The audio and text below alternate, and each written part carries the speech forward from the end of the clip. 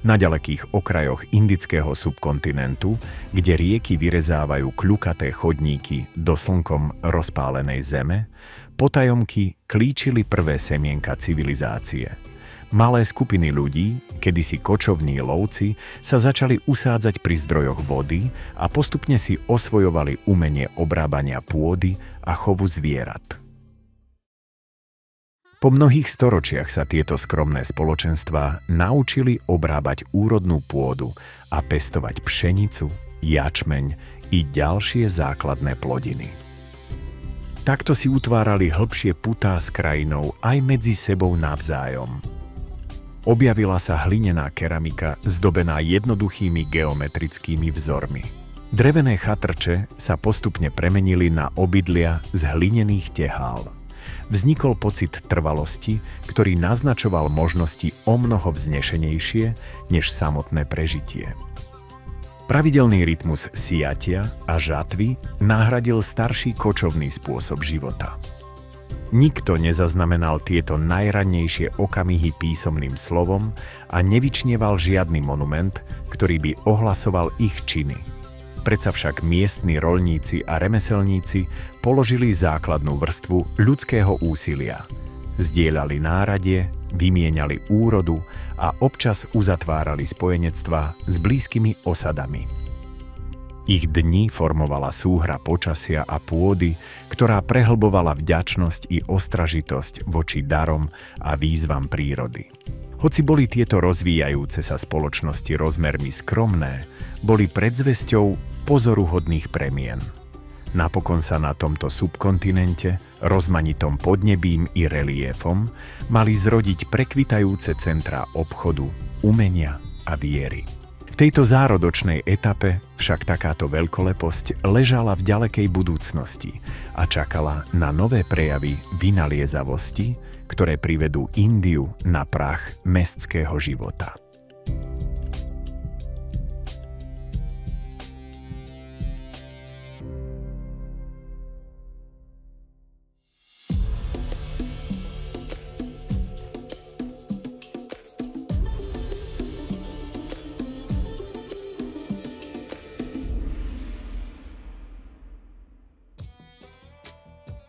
Dlho predtým, ako sa Gangská nížina stala synonymom kráľovských dynastií a epických básnikov, prekvitala pri brehoch rieky Indus a jej prítokov výnimočná civilizácia. Dnes ju poznáme ako civilizáciu údolia Indu alebo harapskú kultúru. Rozkvitla približne od 2600 do 1900 rokov pred našim letopočtom a rozprestierala sa na území dnešného Pakistanu a častí severozápadnej Indie. Vo svojom vrcholnom období zahŕňala táto kultúra stovky sídiel, z ktorých niektoré nadobudli plný štatút miest. Medzi najznámejšie patrili Harappa a Mohendžodaro, obe odhaľujúce prepracované mestské plánovanie, ktoré dodnes udivuje moderných bádateľov. Ulice boli usporiadané do pravidelnej mriežky a široké rovné triedy sa pretínali pod pravým uhlom. Stavby, od skromných domov až po spoločné budovy, vznikali z rovnako veľkých pálených tehál, čo naznačuje štandardizovanú výrobu pod určitým centrálnym dohľadom. V mnohých obydliach našli archeológovia súkromné studne a kúpeľné priestory napojené na podzemné odvodňovacie systémy. Aj podľa neskorších historických kritérií vyniká taký dôraz na hygienu a čistotu. Svedčí nielen o technickej dôvtipnosti, ale aj o hlbokom kultúrnom či náboženskom ocenení čistoty. Nad bežnými obytnými štvrťami sa týčili vyvýšené plošiny, akési citadely, ktoré pravdepodobne slúžili občianskym alebo ceremoniálnym účelom. Jednou z najslávnejších stavieb v Mohendžodare sú tzv. Veľké kúpele, starostlivo postavený tehlový bazén, utesnený bituménom. Vedci sa domnievajú, že slúžil na rituálne kúpanie, čo mohlo predznačovať duchovný význam očisty v neskorších indických tradíciách. Po hospodárskej stránke sa obyvatelia údolia Indu zapájali do rozsiahleho obchodu, miestneho i diaľkového. vyrábali precízne vyrezávané mastkové pečate, ktoré často niesli krátke nápisy v doposiaľ nerozlúštenom písme. Tieto pečate vtláčali do hliny na tovare či zásobných nádobách, čím naznačovali byrokratický systém obchodu. Niektoré zobrazujú zvieratá ako býky, nosorožce či slony, azda emblémy mestských štátov alebo rodov. Iné pečate ukazujú rohatú postavu sediacu v meditatívnom postoji, čo vedie niektorých bádateľov k úvahe o raných formách uctievania božstva, ktoré by mohli predchádzať prvkom hinduistických praktík o stáročia neskôr. Harabskí obchodníci si vymieniali tovar so susednými kultúrami vrátane Mezopotámie, kde zmienky o ďalekej krajine, zvanej Meluha, môžu odkazovať na údolie Indu. Artefakty, akými sú karneolové korálky či terakotové figurky, sa našli ďaleko od miesta svojho pôvodu, čo zdôrazňuje rozsiahlu sieť tejto civilizácie. Prístavy ako Lothal poskytovali námorné spojenia, naznačujúc, že lode naložené bavlnenými textíliami, drahokamami a kovovými rudami brázdili vody Arabského mora. Napriek týmto pôsobivým úspechom zostáva veľa stránok induskej spoločnosti zahalených tajomstvom. Písmo, tvorené krátkými sledmi znakov, odoláva modernému rozlúšteniu. Keďže zatiaľ nepoznáme dvojjazyčný nápis podobný roseckej doske, lingvisti jeho kód ešte nerozlúštili.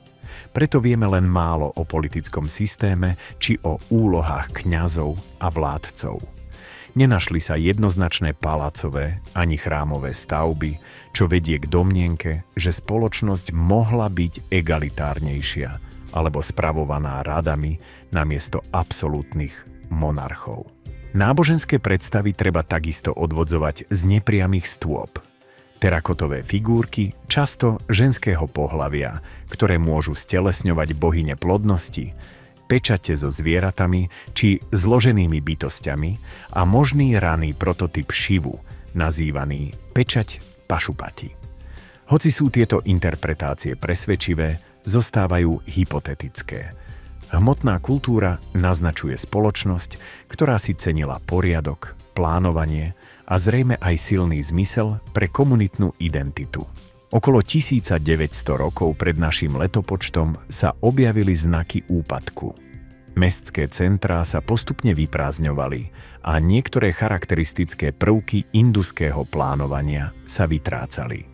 Vedci navrhujú klimatické zmeny, tektonickú aktivitu meniacu riečne toky alebo sériu silných záplav či suchôt ako možné príčiny. Kedysi prekvitajúce obchodné siete sa mohli rozpadnúť a obyvateľstvo sa pravdepodobne presťahovalo na východ k Gange alebo na juh do menších komunít. Na rozdiel od spoločenstiev zničených dramatickými inváziami pôsobí induský úpadok jemnejšie, ako pomalá fragmentácia, nie jediná katastrofa. V modernom vnímaní ostáva údolie Indu dôkazom ľudskej prispôsobivosti a dôvtipu. V čase, keď mnohé regióny ešte len experimentovali s jednoduchým poľnohospodárstvom, ľudia tu stavali viacposchodové domy so sofistikovaným odvodnením a kanalizáciou. Na desiatkách lokalít udržiavali jednotný pomer tehál, čo naznačuje širší kultúrny alebo administratívny štandard. Udržiavali tiež diplomatické kontakty s inými civilizáciami po súši i mori, začleňujúc sa do širšej tapisérie obchodu doby bronzovej. Po stáročia ležala táto kultúra ukrytá pod navršenou zemou. Až počas 19.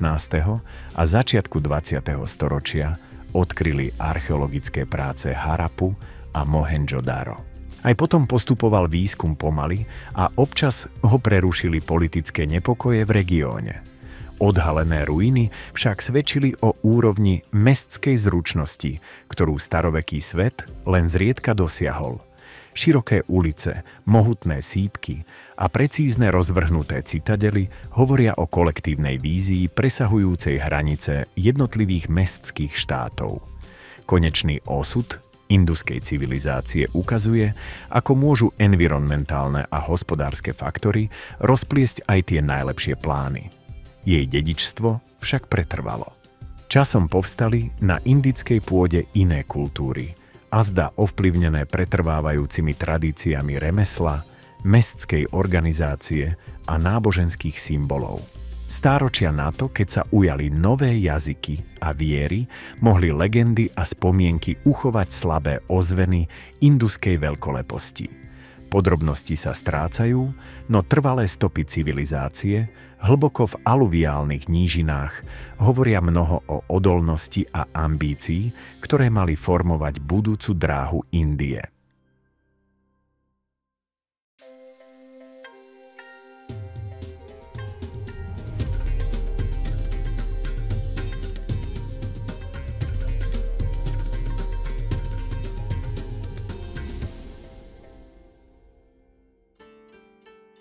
Keď induské mestá stíchli, vlny migrantov, často nazývaných Indoáríci, sa postupne presúvali do severozápadných okrajov subkontinentu. Priniesli so sebou jazyk, ktorý sa vyvinul do sanskrtu, a súbor ústne tradovaných piesní, neskôr kodifikovaných ako védy. Toto obdobie, voľne sa rozpínajúce od 1500 do 500 rokov pred našim letopočtom, znamenalo hlboký kultúrny obrad v severnej Indii a vytvarovalo mnohé náboženské i spoločenské štruktúry, ktoré pretrvali dodnes. Počas ranej vedskej fázy zostávali spoločenstvá polokočovné, chovali dobytok a spoliehali sa na rieky, aby im poskytovali úrodné pastviny. Náčelníci zvaní Rádžania predsedali zhromaždeniam klanov. Odborníci na rituál, neskôr známi ako bráhmani, uchovávali posvetné hymny ospevujúce bohov, akými sú Indra, Agni a Varuna. Ústredným prvkom ich praxe bola ohnivá obeta, pri ktorej nalievali do plameňov mlieko, obilie alebo prepustené maslo za sprievodu rgvédskych veršov. Tieto rituály nielen vzdávali úctu bohom, ale aj upevňovali životodarné puto, spájajúce každý kmeň. S plynúcimi stročiami prenikali ľudia hlbšie do gangskej roviny. Neskoré védske obdobie prinieslo rozmach poľnohospodárstva, železné nástroje, uľahčovali klčovanie lesov a popri Gange vznikali nové osady. Spoločnosť sa stala vrstvenejšou. Varnový systém, naznačený už v rgvédskych textoch, sa začal kryštalizovať. Bráhmani, kšatriovia, vajšiovia a šúdrovia. Tento spočiatku pružný poriadok sa postupne menil na zdedenú hierarchiu. Medzi tým sa náboženské myslenie stáčalo dovnútra. Popri rituálnej zbožnosti stáli Upanišady, filozofické traktáty skúmajúce povahu Átmana a najvyššej skutočnosti Brahmana. Ústrednými sa stali pojmy karma a zrodenie v novom tele. Kým ortodoxní kňazi pokračovali v prepracovaných obetiach, niektorí mudrci hľadali hlbšie pochopenie bytia presahujúce rituál. Táto dvojtvárnosť umožnila indickej náboženskej tradícii rásť navonok verejnými obradmi aj dovnútra meditačným skúmaním. V 6. storočí pred našim letopočtom sa rozsiahle územia povodia Gangy premenili z izolovaných klanov na vznikajúce štáty. Védská doba zanechala ako dedičstvo sanskrit ako prestížny jazyk, rozsiahly korpus védskej literatúry a vzorce spoločenského správania. Každodenný život sa prelínal s uctievaním. Ranné a večerné obety rodinnému ohňu, recitácie posvetných piesní a úcta k tým, čo sa považovali za nositeľov božskej múdrosti. Hoci sa politická moc ešte nespojila do obrovského impéria, semeno bolo pevne zasadené. Začala sa črtať predstava kráľa, ktorého autoritu posvedcujú bohovia. Legitímnosť poskytovalo rituálne predstavenie a požehnanie bráhmanov, zatiaľ čo trieda bojovníkov chránila rozširujúce sa hranice. Obchodníci udržiavali výmenu, spájali vzdialené kmene a zabezpečovali prísun zdrojov pre nové komunity. Tento základ mal čoskoro preveriť a pretvoriť zápas rastúcich štátov, ktorý priviedol krajinu do éry Mahadžanapád. Védske dedičstvo však pretrvalo ďaleko za hranice samotného obdobia. V nasledujúcich storočiach sa duchovné hľadanie Upanišád aj spoločenské kódexy vyvierajúce z védskych obradov stali piliermi rozvíjajúcej sa hinduistickej filozofie. Z tej istej pôdy vyrástli aj nové myšlienky ako buddhizmus a džinizmus, ponúkajúce rovnobežné vízie etiky a duchovného oslobodenia. Védská doba tak predstavuje taviacu pec, v ktorej sa zrodili mnohé trvalé kultúrne znaky Indie.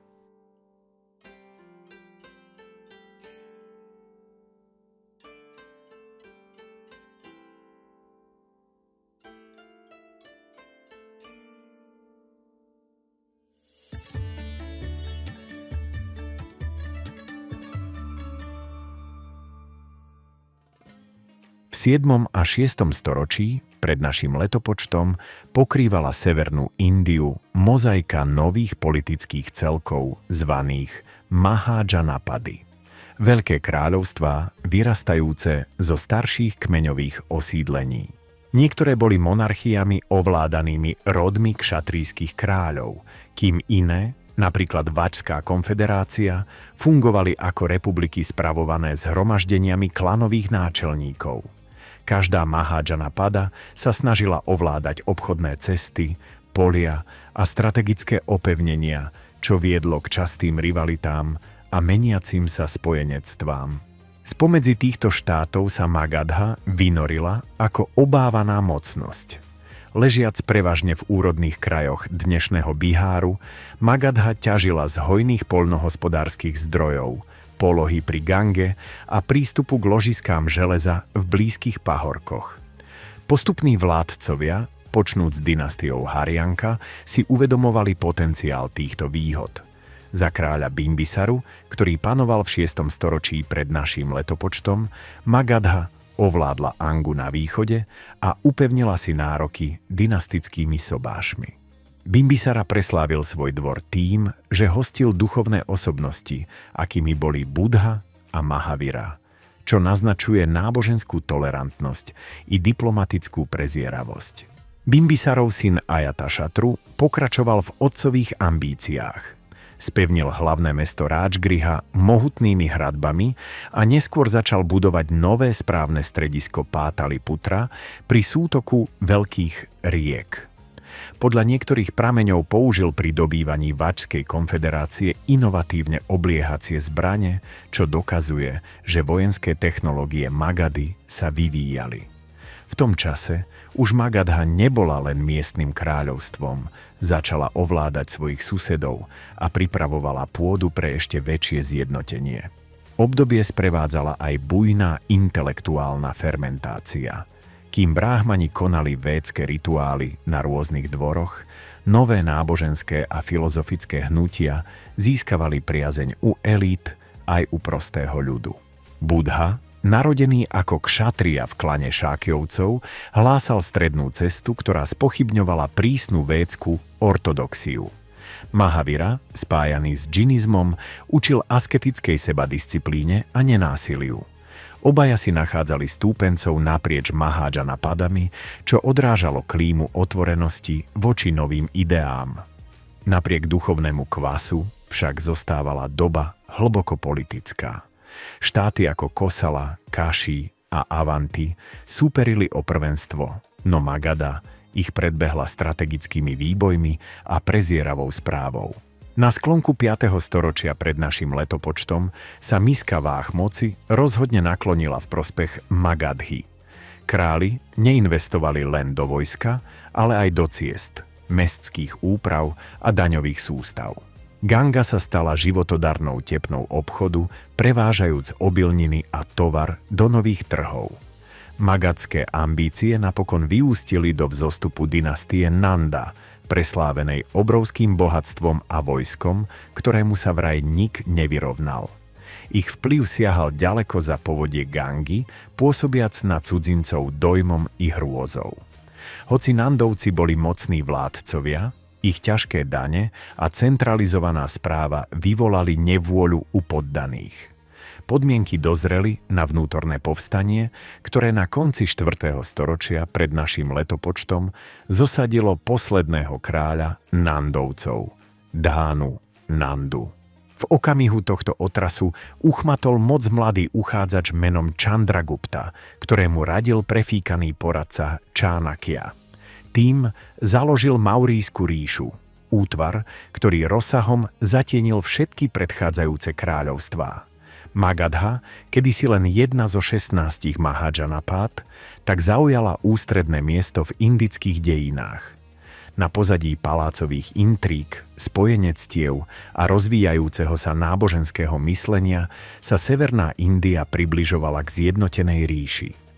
Mahadžanapady poskytli javisko, na ktorom vizionársky vládcovia a radikálni myslitelia formovali budúcnosť subkontinentu. Ako nové dynastie naberali silu, stará mozaika mestských štátov sa zlievala pod pevnejšie vedenie. Čoskoro mala krajina uzrieť vznik veľkého impéria, ktoré zanechá trvalú stopu v správe vecí verejných, diplomacii i duchovnom živote Južnej Ázie.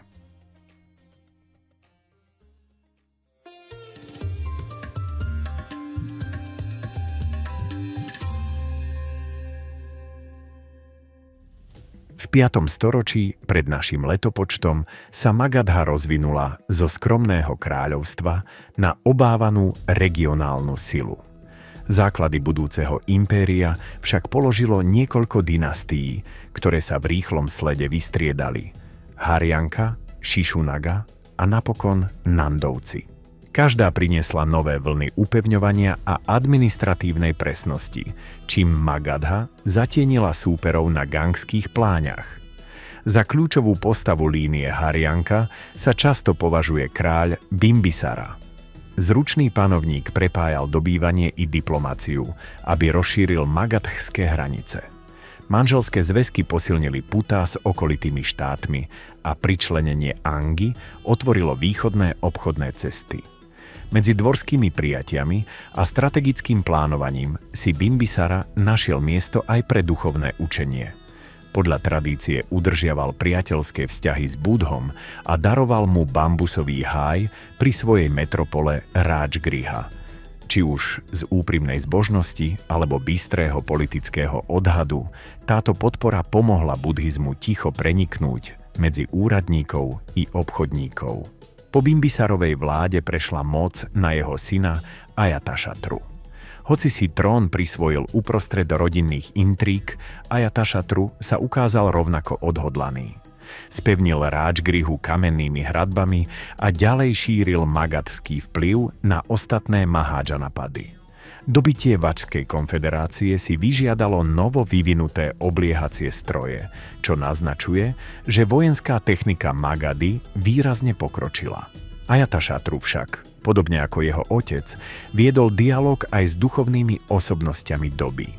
V Ráčgrihe prebiehali debaty medzi askétmi, bráhmanmi a stúpencami nových vier. Intelektuálne ovzdušie, ktoré doplňalo politický vzostup Magadhy. Napriek úspechom vnútorné spory postupne oslabovali líniu Haryanka. Posledného panovníka dynastie zvrhlo ľudové či vojenské povstanie, ktoré priviedlo k moci dynastiu Šišunaga. Sám kráľ Šišunaga bol zrejme ministrom alebo vplyvným dvoranom predchádzajúceho režimu. Pod jeho vedením porazila Magadha svojho dávneho rivala Avanti a rozšírila vplyv na západ. Na krátky čas presunul hlavné mesto do Vajšály, hoci neskorší vládcovia sa vrátili do Pátaliputry či Ráčgrihy kvôli správe. Toto pendlujúce sťahovanie sídel Magadhu nezbrzdilo. Šišunagovci venovali prostriedky budovaniu štátu, zavlažovaniu polí, podpore obchodných sietí a údržbe ciest. Už v priebehu niekoľkých desaťročí dynastiu Šišunaga súžovali vnútorné rozbroje. Dvorné intrigy vyvrcholili zavraždením jedného z jej posledných vládcov, Kalašoku. Z tejto krvi prelievania vzišla nová moc – Nandovci. Zakladateľ Mahapadma Nanda je v rôznych puránskych textoch vykreslený ako panovník nižšieho pôvodu, tvrdenie, ktoré možno odráža predsudky tradičných elít. Bez ohľadu na pôvod preukázal Mahapadmananda pozoruhodné organizačné schopnosti. Za vlády Nandovcov sa byrokracia Magadhy ešte viac centralizovala. Provincie riadili starostlivo vybraní správcovia, zodpovední priamo kráľovi. Zložité daňové systémy zabezpečovali stály prílev príjmov. Tie Nandovci smerovali do infraštruktúry, údržby veľkých sípok a predovšetkým do obrovskej stálej armády. Grécke pramene, ktoré neskôr zachytili výpravy Alexandra, rozprávajú o povestnom indickom bohatstve. Hoci sa Alexander s Nandovcami priamo nestretol, jeho vojaci vraj počuli chýry o ich nesmiernych silách, 100 000 pešiakov, tisíckach vojnových slonov a mohutnom jazdectve. Či už boli tieto správy prehnané, alebo nie, ukazovali rozsah nandovských ambícií. Metropola Pátaliputra podľa dobových opisov pulzovala čulým ruchom. Kupci z ďalekých krajov, remeselníci zdokonaľujúci kováčstvo a úradníci vyberajúci poplatky. Takáto moc však často vyvoláva nespokojnosť. Ťažké dane vyvolali šomranie roľníkov i obchodníkov a dvor sa hemžil frakčnými spormi, čo živilo odpor. Práve v tomto prostredí narastajúcej nevôle vstúpil na scénu bráhmanský stratég Čánakya. Keď ho Nandovský dvor urazil alebo prepustil, rozhodol sa dynastiu zvrhnúť. S podporou mladého dobrodruha Chandraguptu zorganizoval povstanie a zosadil Dánu Nandu, posledného člena rodu. Hoci sa podrobnosti líšia, väčšina prameňov sa zhoduje, že pád Nandovcov bol rýchly.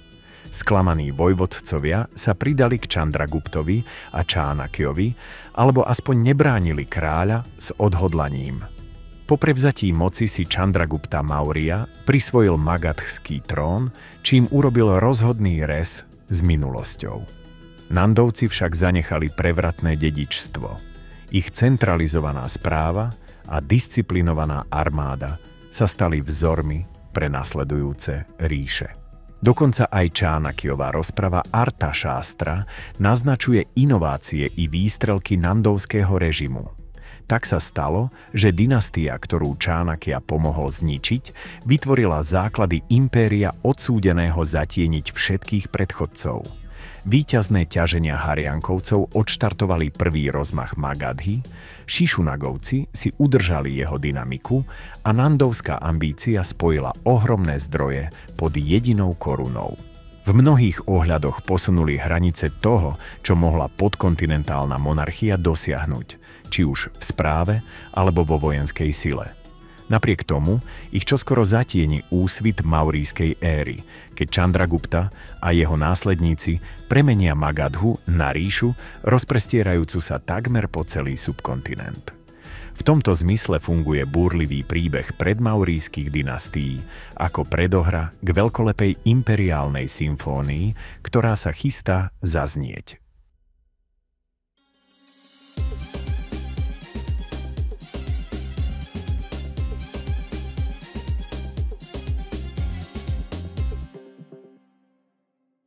Vzostup Maurískej ríše predstavuje zlomový okamih indických dejín. Vďaka využitiu sily magadhského stáleho vojska, zdokonaleniu administrácie a nadväzovaniu diplomatických väzieb na veľké vzdialenosti premenili Mauriovci pevné kráľovstvo na subkontinentálnu veľmoc. Kľúčovú úlohu pri tomto vzostupe zohrali tri osobnosti: Chandragupta Maurya, jeho syn Bindusára a jeho vnuk Ašóka. Každý priniesol svojskú víziu upevnenia cisárskej moci. Potom, čo s pomocou Čánakyu, známeho aj ako Kautilya, uchmatol magadský trón Nandovcom, Chandragupta rýchlo rozšíril svoje panstvo. Podľa tradície si najprv zabezpečil srdce Gangskej nížiny, potom obrátil zrak na severozápad, kde grécki satrapovia z výšky tažení Alexandra Veľkého udržiavali moc v Pandžábe. Chandragupta vraj vyhnal tieto cudzie posádky a vytvoril ríšu siahajúcu až k rieke Indus. Skutočná skúška maurískej diplomacie však nastala, keď sa približne 305 rokov pred naším letopočtom na východ vypravil Seleukos Nikator, jeden z Alexandrových nástupcov, odhodlaný získať stratené územia. Po patovej konfrontácii dospeli obaja vládcovia k dohode. Seleukos postúpil Mauriovcom rozsiahle oblasti dnešného Afganistanu a na oplátku prijal 500 vojnových slonov, komoditu nesmierne cenenú v helenistickom vojenstve. Táto zmluva položila základy trvalých indogréckych vzťahov. Oba dvory si vymieniali vyslancov i dary. V centre Chandraguptovej správy stál dôraz na byrokraciu. Artašástra Čánakju, zostavená v dnešnej podobe o čosi neskôr, odráža štýl štátnictva ranomaurijských čias. Detailné dane, viacúrovňová provinčná administratíva a sieť vyzvedačov. Pátaliputra, metropola, sa premenila na rozľahlé veľkomesto chránené drevenými hradbami a hlbokou priekopou. Grécky vyslanec Megasthenes opisoval nádherné paláce, rušné tržnice i zložité spoločenské vrstvy. Za Chandraguptu zavládol zmysel pre poriadok.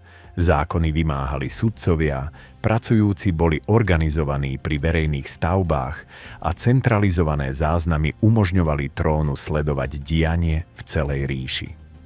Hoci sa zdroje rozchádzajú v tom, ako sa končila Chandraguptova životná púť, mnohé tradície tvrdia, že pod vplyvom džinistických mníchov prijal askézu a odovzdal vládu synovi Bindusárovi.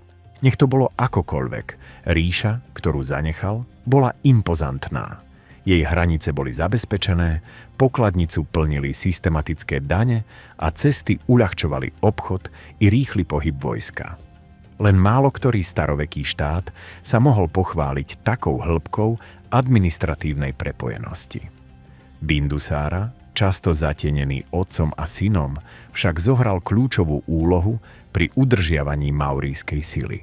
Niektoré nápisy ho nazývajú Amitraghata, ten, čo hubí nepriateľov, a kroniky uvádzajú, že podrobil miestnych náčelníkov naprieč Indickým polostrovom a posunul cisársku hranicu hlbšie na juh.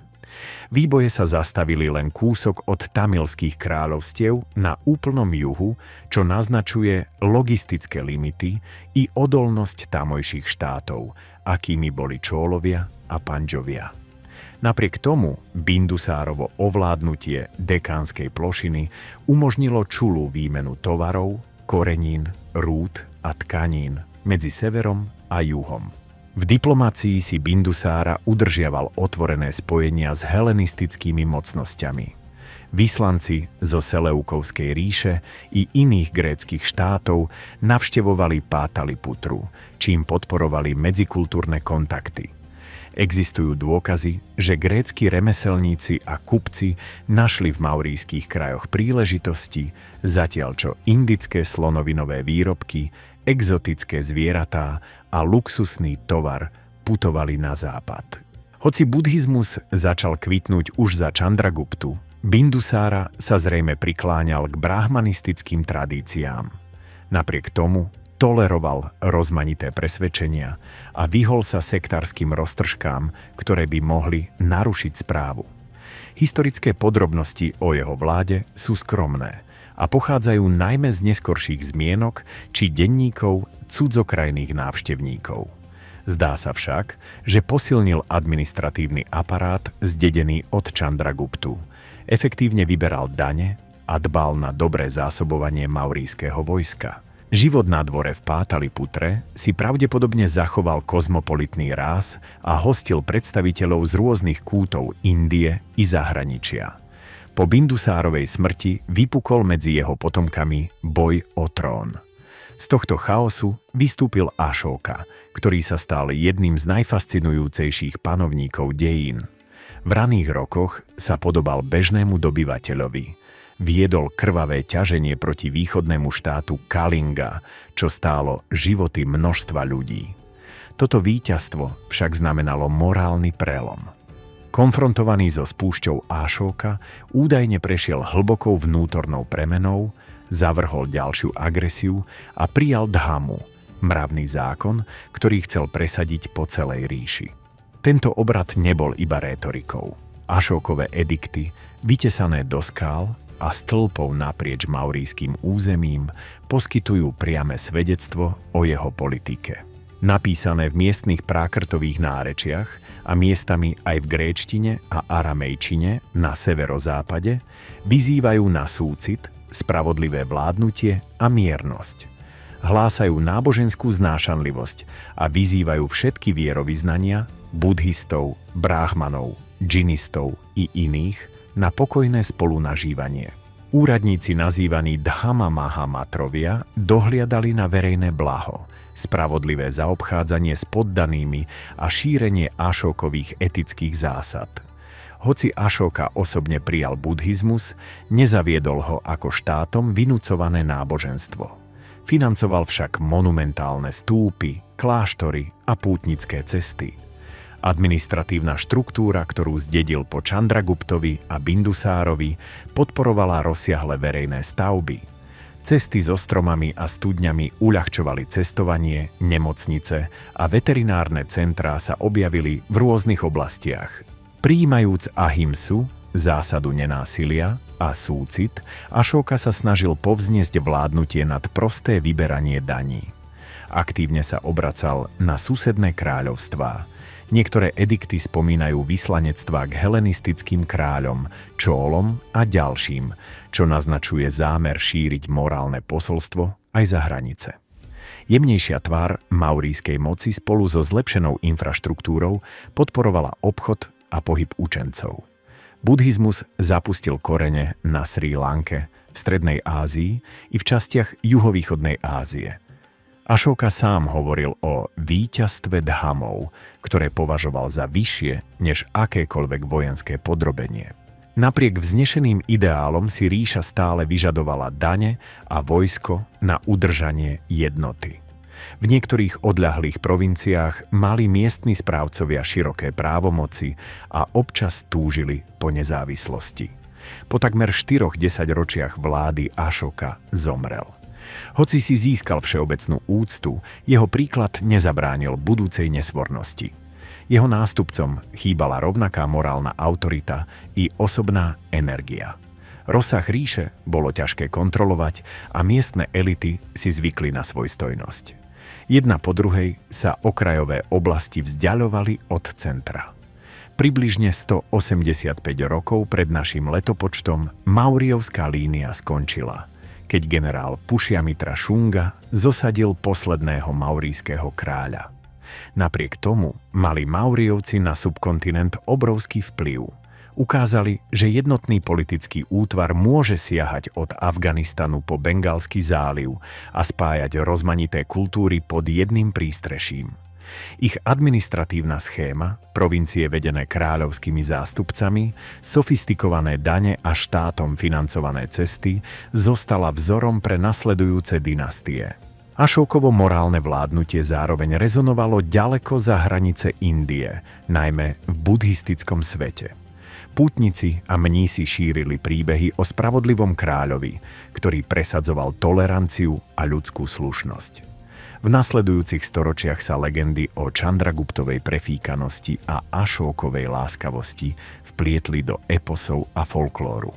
Či už zdôrazňovali prísnu disciplínu alebo osvietenú dobročinnosť, tieto rozprávania formovali predstavu ideálneho kráľovstva na indických dvoroch. Dokonca aj cudzinci od Číny po Stredomorie obdivovali rozsah a organizáciu maurískeho systému. Napokon bola ríša mozaikou ambície, politiky a svedomia. Chandragupta vykoval oceľový rámec, Bindusára udržal jeho ťah a Ašóka mu dal etický a duchovný rozmer. Ich spojené dedičstvo pomohlo vytvarovať historickú dráhu Južnej Ázie, keď zaviedli éru rozsiahleho štátneho umenia a náboženského pluralizmu. Po rozpade ríše síce vzniklo množstvo regionálnych mocností, ktoré súťažili o jej pozostatky. No spomienka na maurískú veľkosť pretrvala a stala sa mierkou, podľa ktorej sa hodnotili budúce impériá.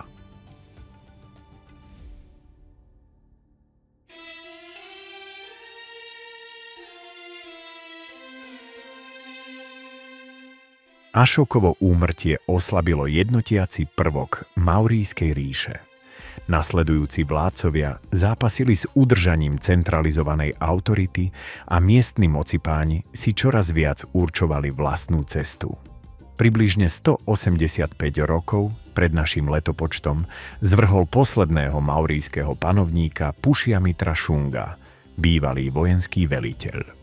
Tým sa začala dynastia Šunga, ktorá otvorila novú kapitolu politickej fragmentácie a kultúrneho znovu oživenia. Pušjamitra Šunga si ponechal Pátaliputru ako metropolu, no ríša, ktorú zdedil, sa ani zďaleka nevyrovnala Ašokovej rozľahlosti. Mnohé západné a južné provincie sa už odtrhli.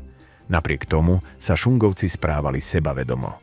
Úspešne odrazili grécke vpády z Baktrie, čím pripomenuli dávne víťazstvá Chandraguptu. Niektoré texty vykresľujú Pušjamitru ako nepriateľa buddhizmu a tvrdia, že narušil kláštorné komunity. Iné dôkazy však naznačujú, že buddhistické umenie a dary pokračovali najmä pri stúpach v Bharhute a Sanči. Je pravdepodobné, že monarchia podporovala brahmanistické kulty, no iným smerom skôr tolerovala, než aktívne pomáhala. Šungovskí panovníci ako Agnimitra rozšírili vplyv do strednej Indie a zároveň podporovali kultúru. Plastické reliéfy v Bharhute prekvitli, zobrazujúc scénky z Buddhových predchádzajúcich životov, pričom nápisy spomínajú šungovských úradníkov. Tieto diela premostili umeleckú priepasť medzi maurískymi stĺpmi a neskorším rozkvetom gandhárskeho a mathurského štýlu. Napokon vnútorné trenice a dvorné intrigy podkopali dlhodobosť Šungovcov. Asi 73 rokov pred našim letopočtom posledného šungovského kráľa zavraždil jeho minister Vásudéva, ktorý založil dynastiu Kánva. Kánvovci spravovali Magadhu len niekoľko desaťročí a ich moc zostala krehká. Medzi tým sa v Dekáne a na severozápade objavovali nové sily, ktoré zatienili chradnúce centrum v Pátaliputre. Do konca 1. storočia pred našim letopočtom Kánvovská línia zanikla, pohltená stúpajúcimi štátmi, akými boli Sátaváhanovia. Napriek tomu obdobie po Mauriovcoch nebolo iba dobou úpadku. Politická decentralizácia umožnila rôznym regiónom rozvinúť osobité umelecké, náboženské i obchodné identity. V úrodnom srdci povodia Gangy ožili menšie mestské štáty a republikánske polities, ktoré obnovili staršie tradície lokálneho spravovania. Dvory v mestách ako Udždžajn, Vidíša a Mathura sa stali centrami umeleckých inovácií, prinášajúcich nové motívy v sochárstve a architektúre. Obchodné spojenia nezanikli. Trasy, ktorými kedysi putovali cisárske edikty, teraz využívali karavany kupcov prevážajúcich textílie, drahokamy i korenie. Kontakty s helenistickými ríšami, hoci obmedzené, pokračovali prostredníctvom sprostredkovateľov na severozápade.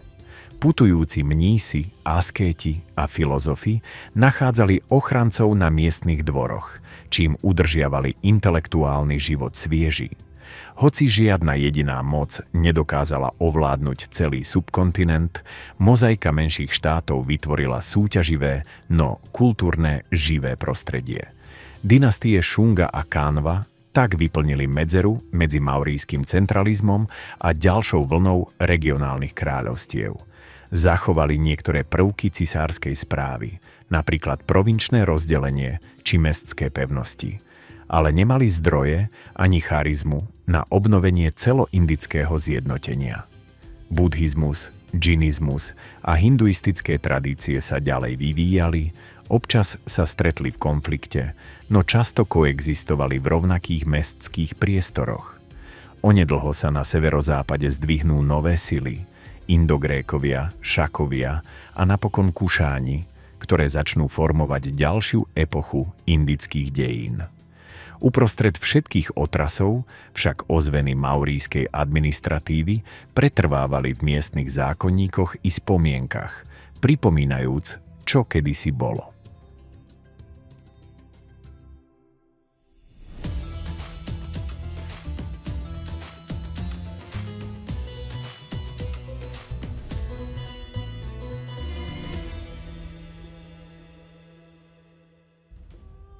Keď v Magadhe slabla centrálna moc, zo severozápadu prenikali na subkontinent cudzie sily.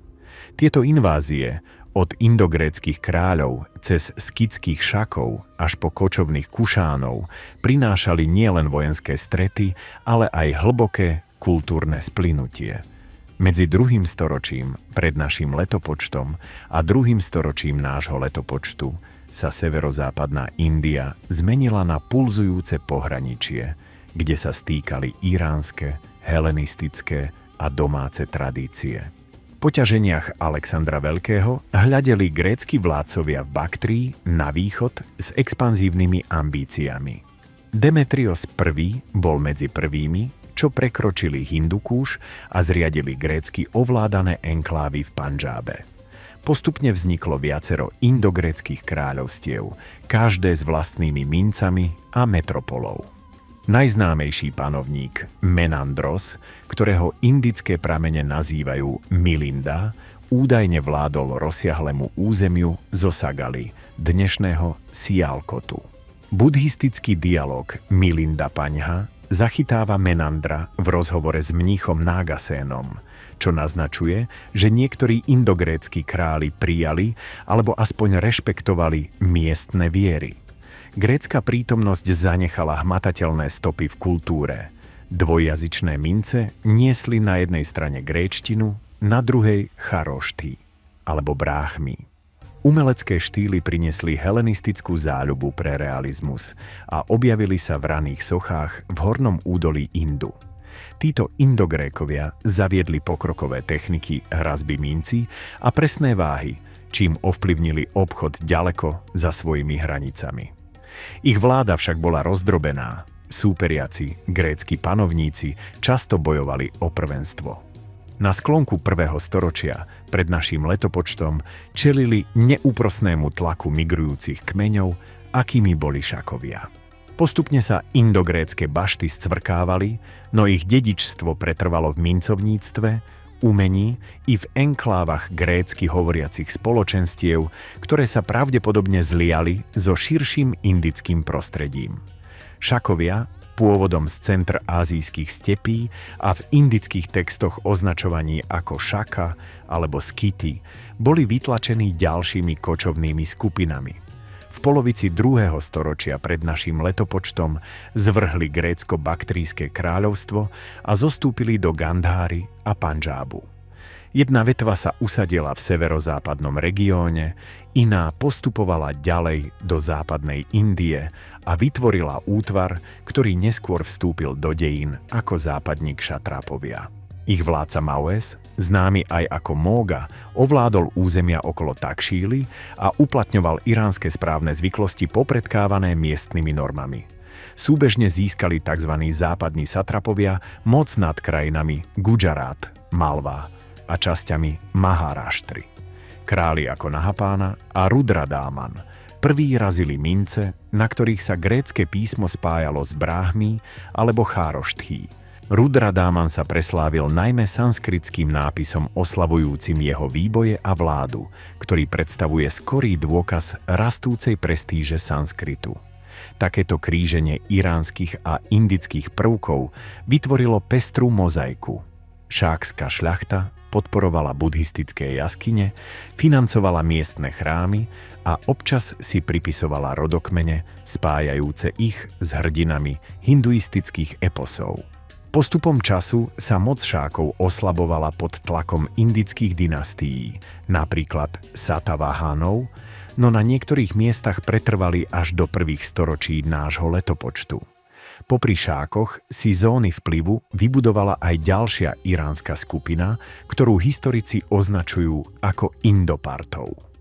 Najvýraznejšou osobnosťou bol Gondophares, ktorý v 1. storočí nášho letopočtu vládol častiam východného Iránu a severozápadnej Indie. Hoci zostali v tieni Šákov a Grékov, Indoparty ďalej obohatili kultúrnu zložitosť oblasti a udržiavali cezhraničný obchod so západnou Áziou.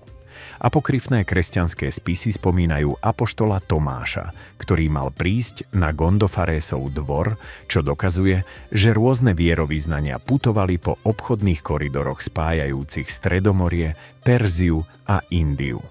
V 1. storočí nášho letopočtu však tieto skoršie migračné skupiny vystriedala nová sila. Kušáni, vetva národa Džue či zo Strednej Ázie. Kušáni, zjednotenie pod vodcami ako Kudžula Katfises, sa prehnali Baktriou a potom prekročili do povodia Indu. Nasledujúci králi rozširovali svoje panstvá. Jeden z najslávnejších, Kaniška I, žijúci približne 127 až 150 nášho letopočtu, vládol ríši siahajúcej od rieky Oxos až po srdce Gangskej nížiny. Za hlavné mestá slúžili Purušapura, dnes Pešávar a Mátura.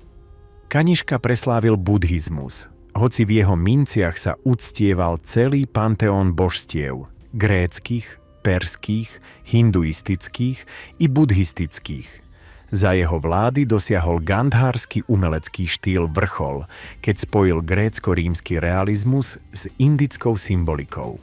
Sochári v Gandháre vytvárali ikonické postavy Budhu, odeté do šiat podobných grécko-rímskej tóge, čím vznikli jedny z najstarších antropomorfných zobrazení Budhu. Naproti tomu Mátura rozvíjala autochtónnejší indický sloh. Spolu urobili z Kušanskej ríše taviacu pec umeleckých inovácií. Kušáni rovnako aktívne podporovali obchod po hodvábnej ceste. Ich ríša premostila obrovskú vzdialenosť medzi čínskou dynastiou Han a územiami západnej Ázie spravovanými Rimanmi. Karavány prevážali hodváb, korenie, drahé kovy a občas aj náboženské texty či ikonografiu. Prosperujúce mestské centrá, roztrúsené v ríši, ťažili z obchodných poplatkov. Slávna Kaniškova schránka dodnes svedčí o prepichu a náboženskej mecenášskej činnosti tohto obdobia. V správe krajiny Kušáni prispôsobovali miestne systémy. V Baktrii používali grécke písmo, v indických oblastiach chároštchy a bráchmy a razili zlaté mince výnimočnej rídzosti. Panovníci si osvojili veľkolepé tituly, napríklad kráľ kráľov, čím nadväzovali na perskú tradíciu. Tým, že kušanskí panovníci uctievali popri miestnych božstvách aj cudzie, vytvorili kozmopolitnú atmosféru, ktorá doznievala aj po ich páde. Prichádzajúce a odchádzajúce kráľovstvá, indogrécke, šákske, indopartské a kušánske, premenili severozápadnú Indiu na kultúrnu mozaiku. Grécki sochári opracúvali miestny kameň do živých podôb, iránsky správcovia zavádzali nové správne ideály a kupci zo všetkých strán podporovali svätyne, ktoré im sľubovali bezpečnú cestu. Obzvlášť buddhizmus vďaka mecenášom, akými boli Menandros a Kaniška, rozkvetol a nadobudol nové doktrinálne podoby, napríklad Mahajánu, zdôrazňujúcu bodhisattvov a bohatý rituál. Miestne spoločenstvá sa cudzím prvkom nebránili, ale ich včleňovali. Po generáciách sa grécke mestské štáty zmenili na helenizované indické mestá. Šákska i kušánska elita sa naučila sanskrit či prakrit a vyhlasovala príbuznosť s hrdinami eposov. Dynastie sa ženili s pôvodnými kráľovskými rodmi a vytvárali rodokmene, ktoré odrážali dobývanie i prijatie.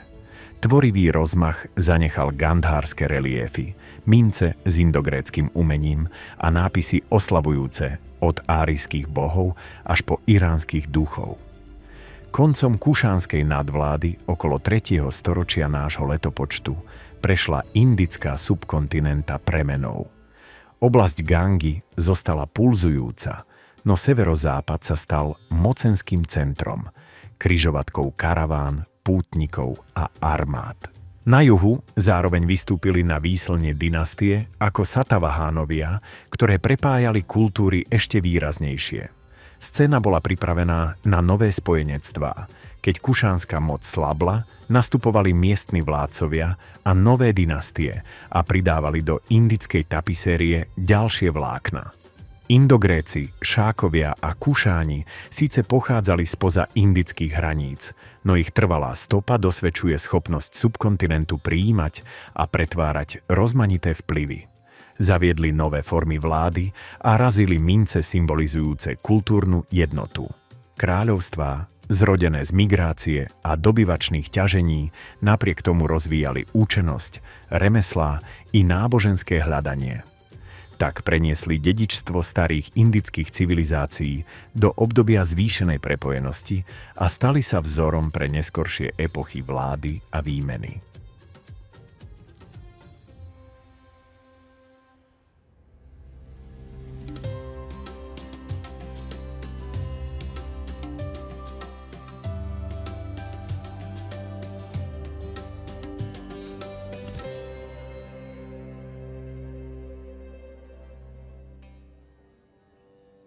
Zatiaľ čo sever subkontinentu zápasil s nástupom a pádom rôznych postmaurijských mocností, na náhornej plošine Dekán sa odohrával iný príbeh.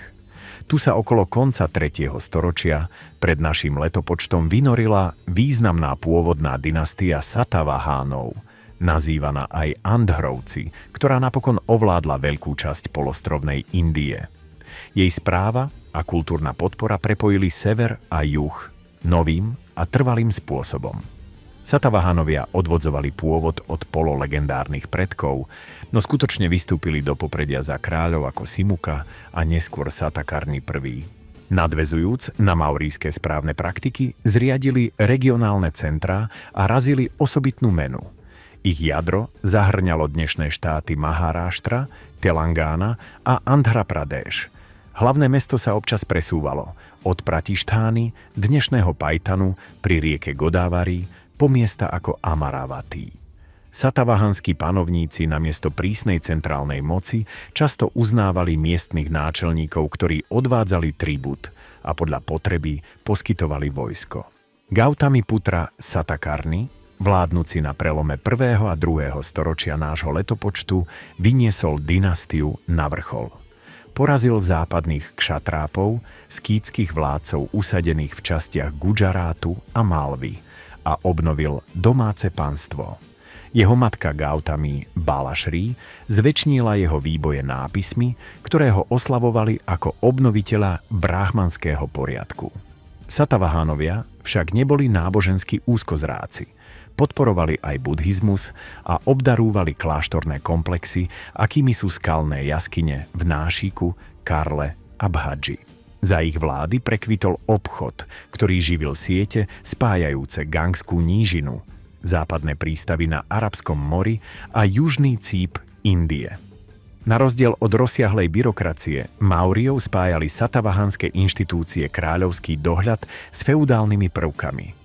Miestni správcovia, neraz dediční, mali v každodennom riadení značnú autonómiu.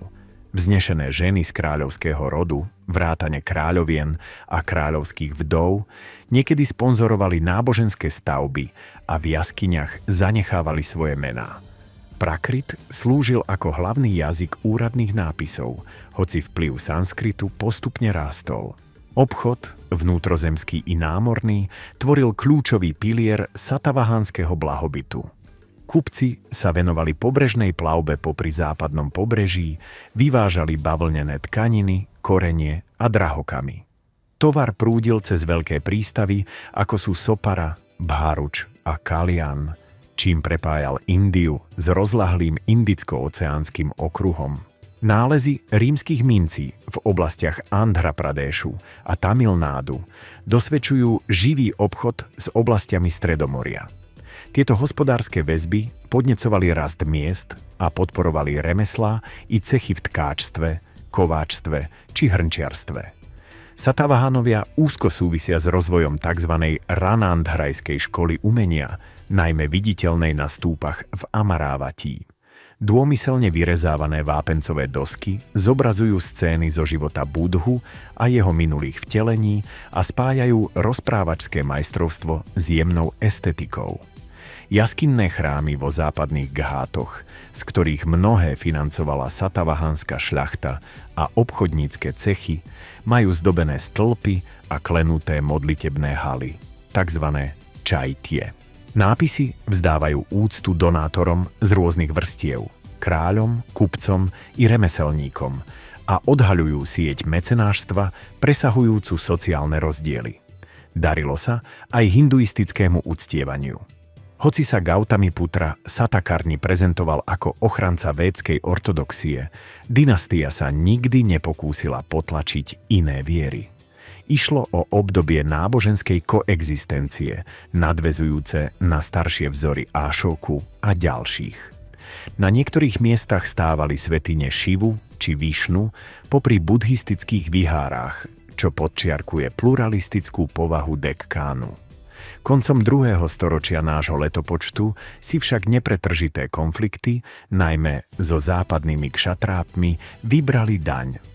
Nastala fragmentácia, keď vzdialené provincie spravovali vedľajšie vetvy rodu a panovania sa prekrývali, čím slabla ústredná moc. Niektorí historici kladú definitívny zánik do začiatku 3. storočia nášho letopočtu, keď sa v Andhre vynorili nové regionálne sily ako Iškvákovci a v dekkánskom vnútrozemí Vakatakovci.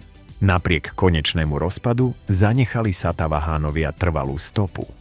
Vytvorili prvé pevné puto medzi severoindickými štátmi a ďalekým juhom. Presadzovali synkretickú náboženskú atmosféru a posilnili obchodné cesty, ktoré ostali životne dôležité celé stáročia. Kultúrna vitalita Dekkánu, viditeľná v neskorších storočiach za Čalukyovcov a Raštrákutovcov, v mnohom čerpá zo satavahánskych precedensov v umení, architektúre i správe. Ich vláda sa tak stala mostom medzi maurískymi vplyvmi a ďalším rozkvetom juhoindických dynastií a vytvarovala hĺbšiu jednotu hospodárskych a kultúrnych sfér subkontinentu.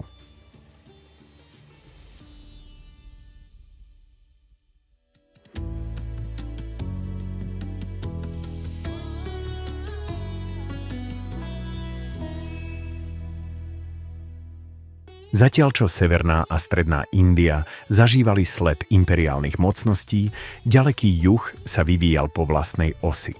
Tamilsky hovoriaca oblasť, známa ako Tamilakam, hostila 3 odolné kráľovské rody – Čérov, Čólov a Pánďov. V miestnej tradícii sa súhrne nazývajú traja korunovaní králi a dohliadali na rozkvitajúce obdobie, ktoré sa zvyčajne datuje od 3. storočia pred naším letopočtom po 3. storočie nášho letopočtu a ktoré tamilská literatúra označuje ako obdobie Sangam. Čérovia, usadení najmä v dnešnej Kérele, ovládali hlavné obchodné trasy pozdĺž Malabarského pobrežia. Prístavy ako Muziris, dnes Mučiri, preslávil vývoz korenia, najmä čierneho korenia, ktorý lákal rímskych aj západoázijských obchodníkov. Staroveké grécke a rímske texty, napríklad Periplus Eritrejského mora, tieto tamilské prístavy spomínajú a opisujú čulý obchod s perlami, korením, drahokamami a textíliami. Čérski králi, ktorí si niekedy dávali tituly odkazujúce na kraj Vani, vystupujú v básniach ospevujúcich ich bojovnú udatnosť a štedrosť voči básnikom. Napriek prístavom zmietaným monzúnmi a hornatému terénu prosperovali čérske državy vďaka zaoceánskym výmenám, čím vytvorili kultúrne spojenia siahajúce až k Červenému moru a ďalej. Východne od západných Gátov, pozdĺž úrodnej delty Kávari, povstali Čólovia. Zakotvení v tamilskej tradícii vybudovali raní čolskí vládcovia hlavné mesto pri Urájure a neskôr ho presunuli do Puharu, nazývaného aj Káveripatinam, rušného prístavu pri ústí rieky Kávari. Vynikali v námornom obchode a udržiavali komerčné väzby so juhovýchodnou Áziou. Tamilské eposy a sangamská literatúra chvália legendárnych čolských kráľov ako Karikalana, ktorému sa pripisujú inžinierské diela, napríklad veľká hrádza Anikat cez Kávary, ktorá zvýšila poľnohospodársku produktivitu. Za ich vlády prúdili z prístavov puharu koreniny, bavlna, ba aj kvalitná oceľ. Hoci územné výboje kolísali, čóolsky vplyv na mori pretrval a pripravil pôdu pre neskoršiu stredovekú expanziu na Srí Lanku a Malajský polostrov. V najjužnejších končinách vládli Pánďovia z centier ako Máduraj. Klasické pramene opisujú pánďovské kraje ako bohaté na perly lovené v zálive Manár. Pánďovskí králi pestovali dvoranskú kultúru, podporovali učené zhromaždenia nazývané sangami. Tieto stretnutia básnikov a učencov vytvorili rozsiahle dielo tamilskej literatúry, všeobecne označované ako sangamská poézia. Súbory ako Etutokaj, čiže 8 zbierok, a Patupatu, teda 10 idýl, oslavujú lásku, vojnu i kráľovskú štedrosť. Básnici velebili pánďovských vládcov za obratnosť v boji a za okázalé dary, ktoré poskytovali spevákom, slony, zlato, ba niekedy celé dediny.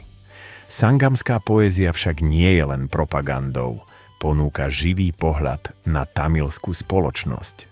Rozlišuje medzi akam, vnútornými témami lásky a citového života, a puram, vonkajšími témami vojny a verejnej cti. Pozadia krajinomalieb, Kurinji, čiže hory, Mulaj, lesy, Marutam, poľnohospodárska pôda, Nejtal, pobrežné kraje a Palaj, vyprahnuté územia, vytvárajú symbolické kulisy pre rôzne nálady a spoločenské kontexty. Hoci sú idealizované, tieto verše zachytávajú bežný život. Roľníkov, zavlažujúcich polia, kupcov, obchodujúcich v rušných bazároch a bojovníkov, ktorí v urputných potýčkach hája česť rodu. V textoch vystupujú aj poetky a mecenášky, čo naznačuje jemnejšiu úlohu žien v kultúrnej sfére Tamilakamu. Okrem literatúry sa tamilský juh vyznačoval náboženským eklekticizmom. Miestne božstvá, ako Murugan spájaný na severe so Skandom, i materské bohyne príbuzné Kotravaj, neskôr stotožňovanej s Durgou či Kálí, si získavali oddanosť popri sebe. Hoci do oblasti prenikli niektoré bráhmanské rituály a buddhistickí či džinistickí askéti často putovali naprieč južnými kráľovstvami, tamilské božstvá si zachovali silnú regionálnu identitu. Chrámy, spočiatku jednoduché svätyne, sa napokon premenili na prepracovanejšiu architektúru, najmä v obdobiach po Sangame. Strategická poloha Tamilakamu ho udržiavala v pravidelnom styku s rímskymi obchodníkmi. Archeologické nálezy rímskych mincí vo vnútrozemských mestách a zmienky o vyslanectvách naznačujú výrazný objem výmeny. Koreniny, drahokamy a textílie putovali na západ, zatiaľ čo zlato a vzácne rímske výrobky smerovali na východ. Táto obchodná prosperita podopierala lesk dvorov Čérov, Čólov a Pánďov, umožňujúc im podporovať hudbu, tanec a rituály sústredené okolo chrámov. Do 3. storočia nášho letopočtu sa klasická fáza éry Sangam postupne vytrácala a prenechávala miesto novým politickým zoskupeniam. Vnútorné nezhody, presuny obchodných trás a vpády susedných mocností narušili stabilitu starých dynastií. Čérovci, Čólovci a Pánďovci pretrvali aj v neskorších obdobiach. Občas ich zatienili iné rody, no nikdy celkom nezmizli. Ich rodová línia a dedičstvo vyústili do budúcich expanzií, najvýraznejšie v podobe stredovekých imperiálnych Čólov. Éra Sangam ostáva základným pilierom tamilskej identity. Básne z tohto obdobia svedčia o vyspelom spoločenstve, ktoré spájalo étos bojovníka s literárnou jemnosťou a diplomatické väzby s mocnými námornými podnikmi. Tento južný výklenok indických dejín sa vyvíjal čiastočne paralelne so severnými dynastiami a príležitostne sa s nimi pretínal cez obchod i politiku. Postupom času sa rozmanité oblasti Indie, Dekkánske plošiny, severné nížiny a tamilské pobrežia preplietali pevnejšími väzbami, no osobitá pečať starovekého Tamilakamu dodnes rezonuje v jazyku, zvykoch a umeleckých tradíciách.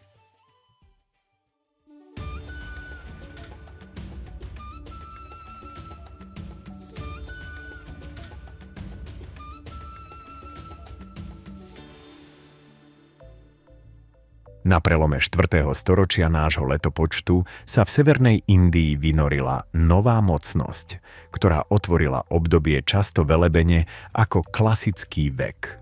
Guptovská dynastia, pochádzajúca zo srdca údolia Gangy, položila základy obnovenej ríše, ktorá podporovala vysokú kultúru sanskritu a podnecovala obdivuhodný rozvoj umenia i vied.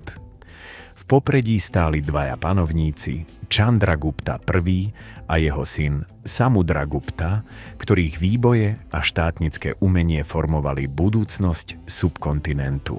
Chandragupta I, dovtedy málo známy, zhromaždil územia okolo Magadhy a pravdepodobne sa oženil s príslušníčkou klanu Lidžhavy, čím rozšíril svoj vplyv.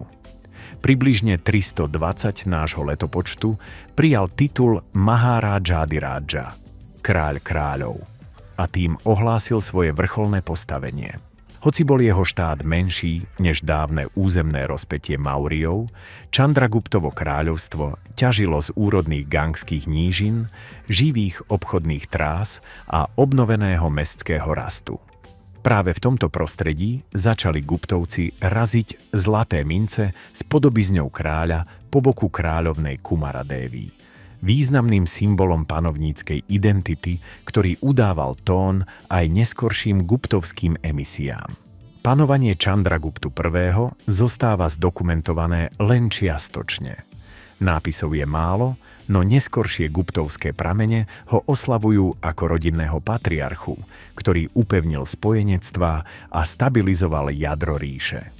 Za hlavné mesto pravdepodobne slúžila Pátaliputra, hoci dynastia využívala aj mestá ako Ajodhya či Prayaga, dnešný Ilahábad.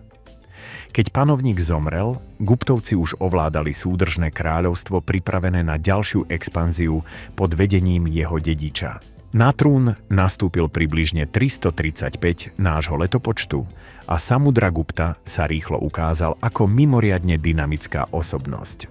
Stĺpový nápis v Ilahábáde, ktorý zložil jeho dvorný básnik Hariséna, ho vychvaľuje ako víťazného bojovníka i štedrého mecenáša. Text vypočítava rad dobyvačných ťažení, podrobenie susedných kráľov v Áriavarte, prijatie tribútov od lesných kráľovstiev a odvážnu výpravu na juh, po ktorej ponechal miestnym vládcom postavenie vazalov. Takáto stratégia budovala sieť závislých štátov namiesto priamej anexie, čo Guptovcom umožňovalo udržiavať vrchnú kontrolu bez vyčerpávania zdrojov. Samudraguptova zručnosť presahovala vojenské pole. Na minciach je zobrazený, ako vykonáva Ašvamedhu, védsky obrad tradične potvrdzujúci cisársku suverenitu. Iný typ mince ho ukazuje pri hre na Vénu, čím sa podčiarkuje jeho povesť kultivovaného vládcu. Dvorné tradície naznačujú, že podporoval štúdium sanskritu, poéziu a zrejme aj teologické debaty medzi rôznymi sektami. Toto spojenie vojenskej sily a kultúrneho mecenášstva predznamenalo zlatú reputáciu, ktorá čoskoro obklopí Guptovcov. Za Samudraguptu sa začala formovať prepracovanejšia správa. Provinciám vládli gubernátori, často kráľovskí príbuzní. Prosperita ríše stála na poľnohospodárskych prebytkoch a obchodných príjmoch. Rieka Ganga, tak ako v starších obdobiach, slúžila ako životná tepna dopravy, zatiaľ čo cesty uľahčovali obchod s ďalekými prístavmi.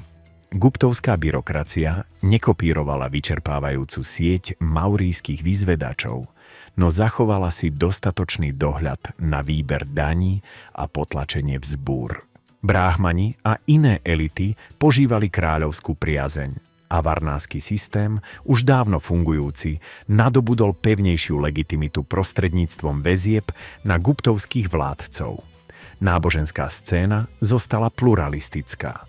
Hoci sa zdá, že Samudragupta osobne inklinoval k vajšnavizmu, preukazoval úctu aj iným tradíciám. Obrodenie bráhmanizmu kráčalo ruka v ruke s uváženou toleranciou buddhizmu, džinizmu a miestnych kultov. Napriek občasnému napätiu mali gubernátori praktické dôvody podporovať medzináboženskú harmóniu, keďže svätyne zohrávali dôležitú úlohu v miestnych ekonomikách. Na sklonku Samudraguptovej vlády sa meno Guptovcov stalo synonymom moci, bohatstva a kultúrnej renesancie. Semienka klasického hinduistického štátu, kde kráľovské dvory podporujú sanskritskú literatúru, stavbu chrámov a pokročilé učenie, už pevne zapustili korene. Legendy označujú Samudraguptu za indického Napoleona, čo odráža rozsah a rýchlosť jeho ťažení. No jeho odkaz presahoval dobývanie. Zanechal stabilné panstvo obohatené vznikajúcou umeleckou a intelektuálnu sféru, ktorá vyvrcholí za jeho pokračovateľa, najmä Chandraguptu II. V tomto zmysle pripravili raní Guptovci pôdu pre éru, ktorá na stáročia definovala klasickú indickú civilizáciu.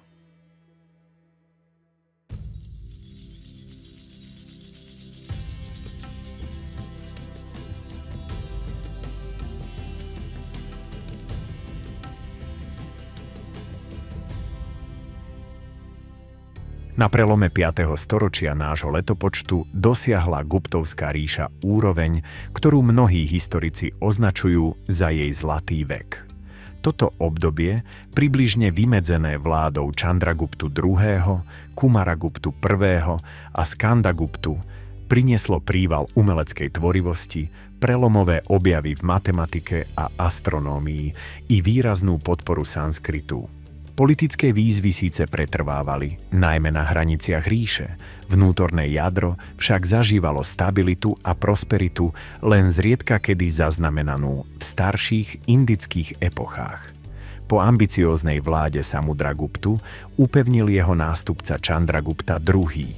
Približne 380 až 415 nášho letopočtu cisársku autoritu. Prostredníctvom diplomatických manželských zväzkov, napríklad vydaním céry za vákátackého vládcu v Dekkáne, zabezpečil južné prístupy.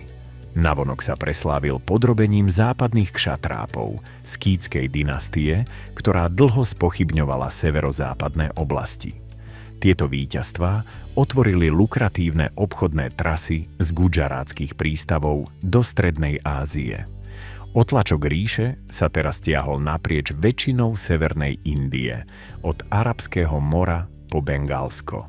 Správa za Chandraguptu II. Obratne vyvažovala cisársku kontrolu s miestnym vládnutím. Provinciálni vládcovia či vazalskí náčelníci si ponechali čiastočnú autonómiu pod podmienkou, že uznajú guptovské prvenstvo a odvádzajú tribút. Sieť úradníkov vyberala dane, dohliadala na verejné stavby a spravovala právo. Hoci Pátaliputra pravdepodobne zostala významná, panovník uprednostňoval aj Udždžajn, strategicky položený pre obchod a kultúrny patronát.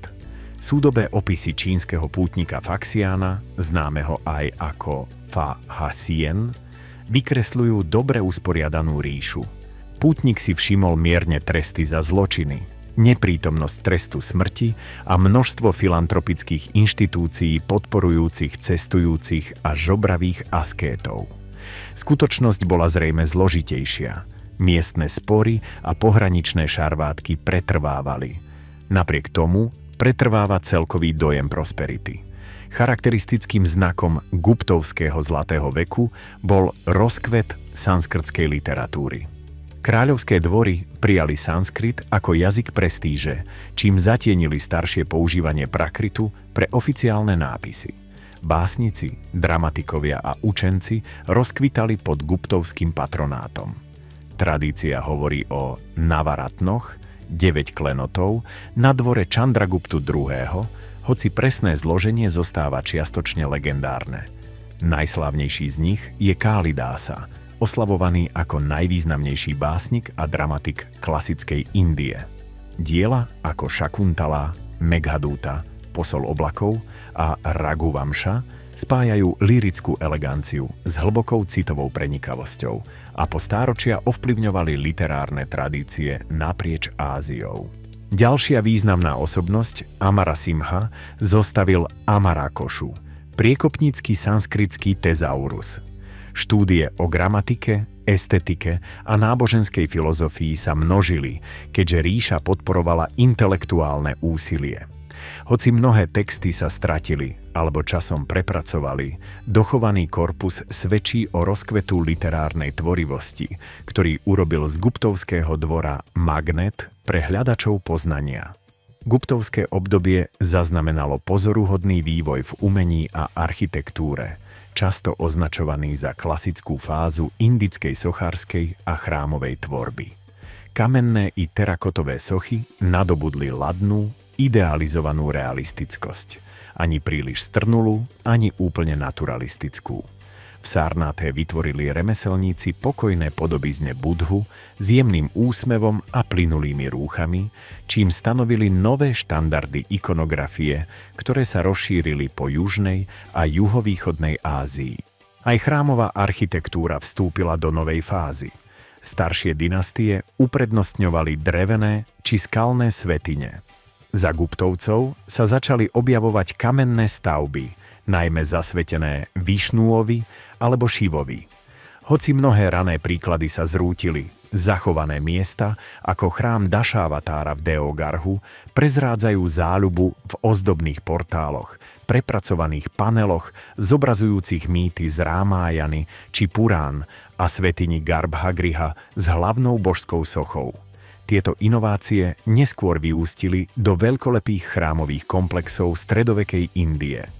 Len málo epoch starovekých indických dejín sa môže pochváliť takým intenzívnym vedeckým bádáním. Osobnosti ako Aryabhata, približne 476 až 550 nášho letopočtu, posúvali hranice matematiky a astronómie. Vo svojej práci Aryabhatija predstavil systematický prístup k algebre a trigonometrii. Určil hodnotu konštanty pí s pozoruhodnou presnosťou a obhajoval model, v ktorom sa Zem otáča okolo vlastnej osy. Koncept nuly ako zástupného miesta, hoci sa vyvíjal celé stáročia, našiel výraz v guptovských číselných systémoch. Astronómovia ako Varahamihira rozvinuli Aryabhátove pozorovania, zostavili hviezdne katalógy a skúmali postavenia planét. V medicíne boli diela Čaraka Samhita a Sušruta Samhita ďalej zdokonaľované. Opisovali operácie, bylinné liečby a zásady ajurvédy. Učenci sa domnievajú, že niektoré z týchto vedeckých úspechov putovali na západ po obchodných cestách a ovplyvnili islamskú a následne európsku učenosť. Hospodárska prosperita Guptovcov spočívala z časti v poľnohospodárstve, podporovanom stabilným podnebím a zlepšeným zavlažovaním. Významnú úlohu však zohrával aj diaľkový obchod. Guptovské zlaté mince, ozdobené vyobrazením kráľov pri vykonávaní védskych obradov alebo bojových činov, cirkulovali široko, symbolizujúc bohatstvo i ideologické nároky na moc. Pobrežné uzly západnej Indie smerovali tovar na Blízky východ, zatiaľ čo pozemné karavány putovali cez Hindúkuš do Strednej Ázie. Textílie, koreniny, slonovina a drahokamy patrili medzi najžiadanejší export. V spoločenskej sfére sa brahmanický varnový rámec prehlbil. Zároveň sa však objavila jemná sociálna mobilita, prostredníctvom darovania pôdy bráhmanom a chrámom, čo na vidieku formovalo feudálnejšie hierarchie. Ženy z vyšších vrstiev občas vlastnili majetok alebo uplatňovali vplyv na dvore, avšak patriarchálne normy vo všeobecnosti obmedzovali ich právne postavenie. Medzitým cechy obchodníkov uplatňovali kolektívnu silu v mestách, vyjednávali privilégiá a sponzorovali náboženské svätyne. Hinduizmus dosiahol pod patronátom Guptovcov zrelú fázu. Oddaní Višnuovi a Šivovi sa rozšírili, čo podnetilo tvorbu nových purán, ktoré zakotvili mytológie a rituály. Kamenné chrámy a ikony upevnili prítomnosť božstiev v rôznych oblastiach. Predsa však buddhizmus naďalej prekvital. Miesta ako Nálanda na východe sa menili na veľké monastické univerzity, ktoré priťahovali učencov z celej Ázie. Džinistické komunity sa takisto zapájali do intelektuálnych diskusí, často podporované zámožnými obchodníkmi. Tieto náboženské prúdy sa občas pretínali s filozofickými debatami. Školy logiky nája, gramatiky a metafyziky súperili vo výkladoch véd.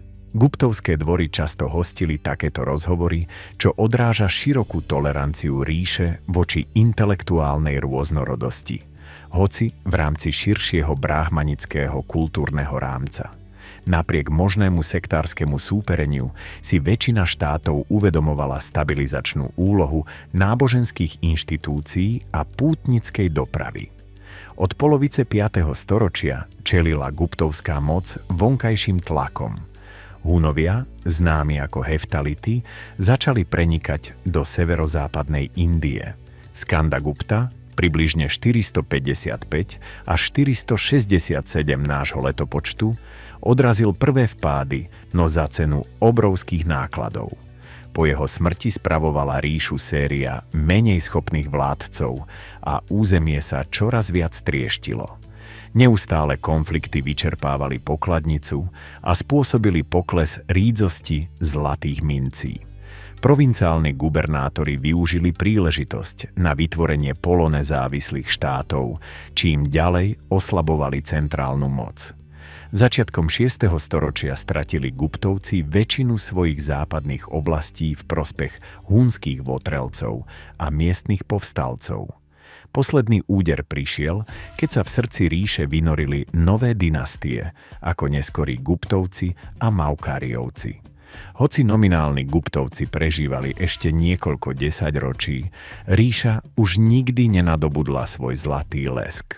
Napriek tomu ozveny guptovskej veľkoleposti, stelesnené v literatúre, vedeckých traktátoch, chrámovom umení i sociálnych štruktúrach, naďalej formovali identitu subkontinentu. Hoci sa napokon rozpadla, Guptovská ríša vytvorila prototyp kráľovskej nádhere, vedeckého úspechu a kultúrnej integrácie. Nespočetné nasledujúce dynastie, od Haršovho krátkeho severoindického zjednotenia až po juhoindickú ríšu Vijayanagara, čerpali inšpiráciu z guptovských úspechov. Indickí kronikári i cudzinci sa obdivne vyjadrovali o tvorivej vitalite tohto obdobia, ktorú vnímali cez nápisy, poklady mincí, ruiny chrámov a klasické sanskrtské texty. Moderné pohľady niekedy idealizujú Guptovcov ako dokonalé stelesnenie súladu štátu, náboženstva a učenosti. V skutočnosti šlo o vek kontrastov, vznešenej dvorskej kultúry popri miestnych feudálnych zložitostiach, náboženskej tolerancie uprostred vrstvených sociálnych noriem a vycibrenej estetiky zatienenej krutými pohraničnými vojnami. Práve tieto rozpory však dávajú guptovskému zlatému veku jeho štruktúru. Obdobie, keď sa umenie, veda a viera prelínali s politikou a vytvárali odkaz, ktorý znel naprieč stáročiami indických dejín.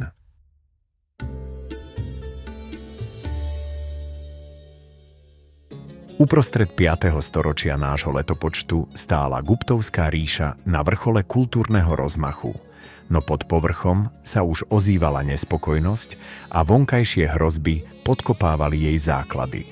Skandaguptove odvážne ťaženia proti útočiacim Hunom, Heftalitom, stelesňovali odolnosť ríše, no tieto nákladné konflikty vyčerpali zdroje a preverili jednotu, ktorú s námahou vybudovali skorší guptovskí monarchovia.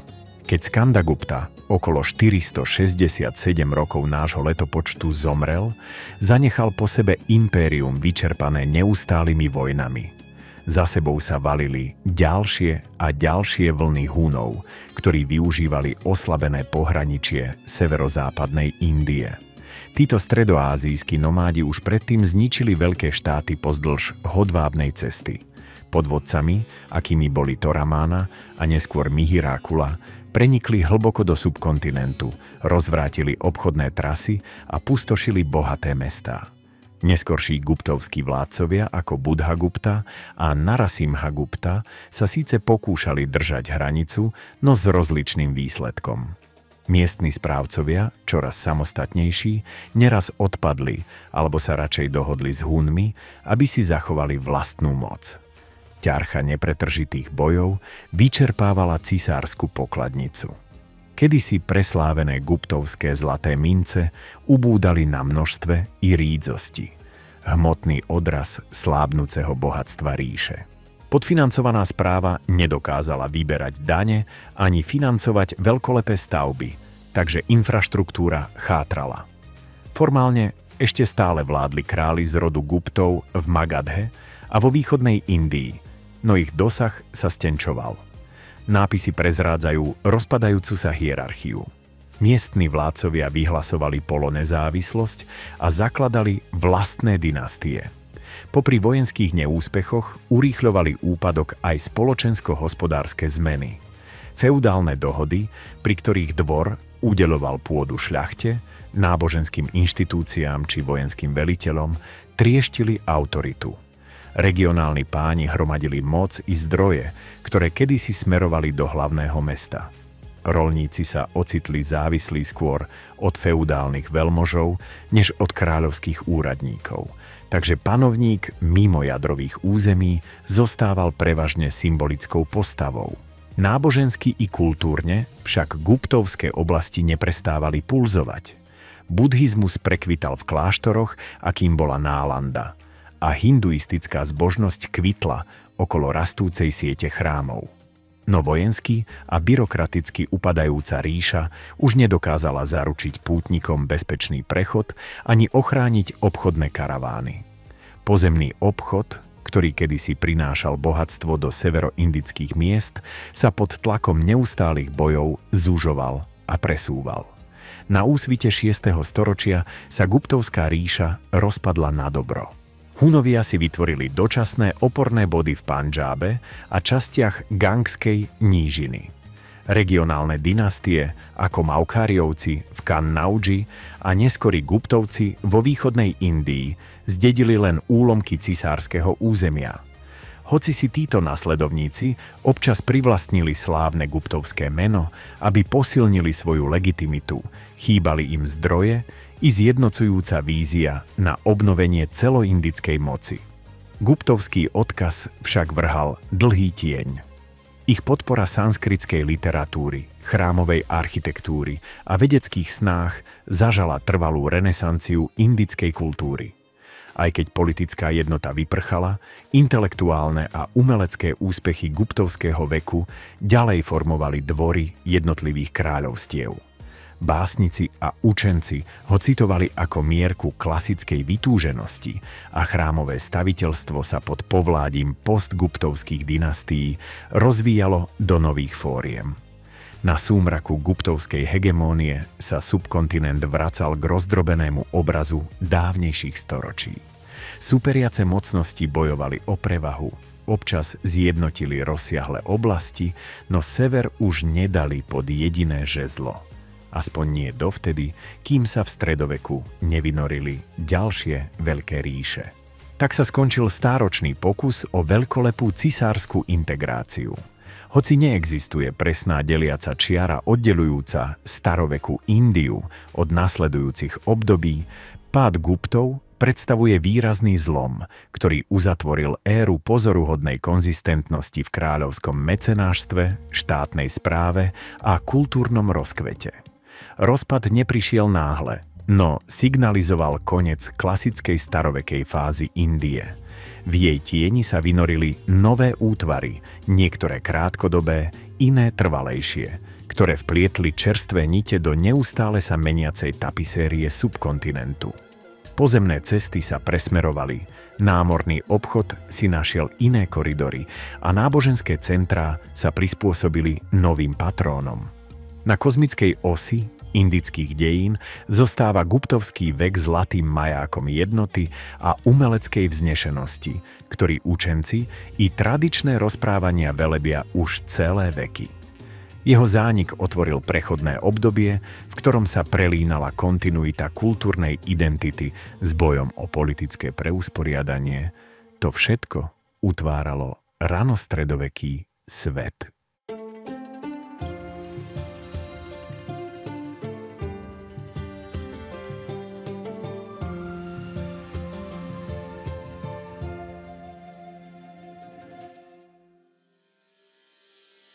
Po guptovskom úpadku sa India rozštiepila na mnohé regionálne štáty, z ktorých každý si hľadal vlastnú cestu. Na severe panovník Harša z Tánésaru v 7. storočí na krátky čas zjednotil časť Gangskej nížiny, pričom nadväzoval na guptovské správne vzory a dvorné obyčaje.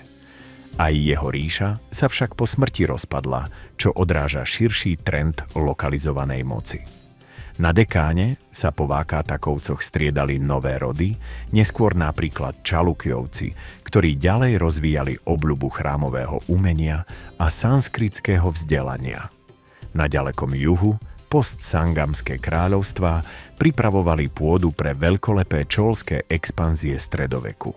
V náboženskej oblasti dozrievali hinduistické tradície. Bhakti hnutia vdýchli oddanosti novú energiu a premostili hranice kást skrze vrúcne uctievanie. Buddhizmus vytrvával najmä vo východných centrách, ako Nálanda, no postupne slabol, keď kláštorom chýbala kráľovská podpora.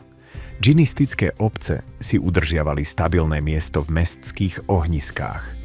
Medzikultúrne kontakty pokračovali vďaka námornému obchodu so juhovýchodnou Áziou aj pozemným trasám do Strednej Ázie. Hoci sa tieto siete posúvali, keď sa objavovali nové mocnosti. Mnohé prvky, čo nasledovali po guptovskej vláde, vytýčili chodník k stredovekej Indii, mozaike kráľovstiev spojených spoločnými náboženskými textami, jazykovými normami a kolektívnou spomienkou na dávne impériá.